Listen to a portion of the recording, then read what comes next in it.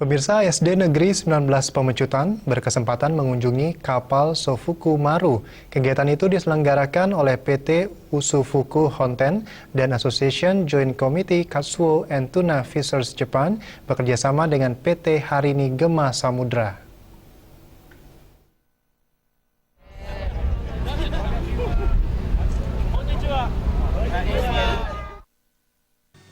Kunjungan SD Negeri 19 Pemecutan ke kapal Sofuku terselenggara berkat kerjasama PT Usufuku Honten dan Association Joint Committee Katsuo and Tuna Fishers Japan serta PT Harini Gema Samudra.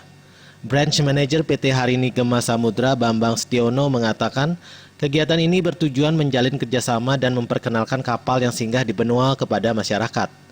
Bambang Setiono berharap melalui kegiatan seperti ini lebih banyak kapal singgah di Pelabuhan Benoa.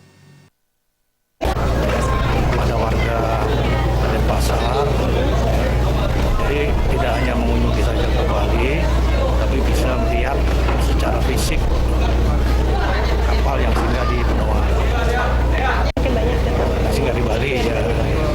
Karena untuk kapal ikan ini itu kan banyak destinasinya tuh banyak, bisa di Cilacap, Muara Baru. Gitu.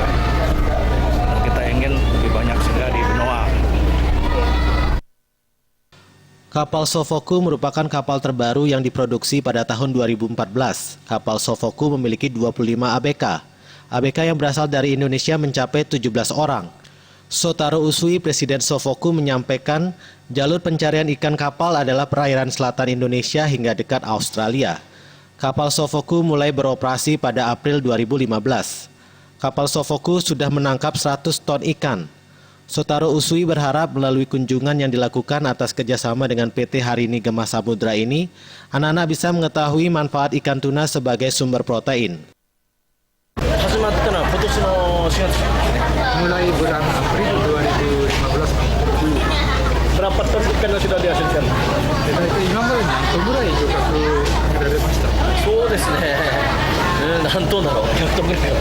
Kurang lebih 100 ton. Harapannya kepada anak-anak SD ini apa? Anak-anak yang generasi bangsa ini? 選手さんとしてはこういった若い子どもさんにどういうものを求めておられますか？そうですね。やっぱりこの食料産業、先ほど言いましたけど。Kunjungan diakhiri dengan berfoto bersama ABK kapal Sofuku.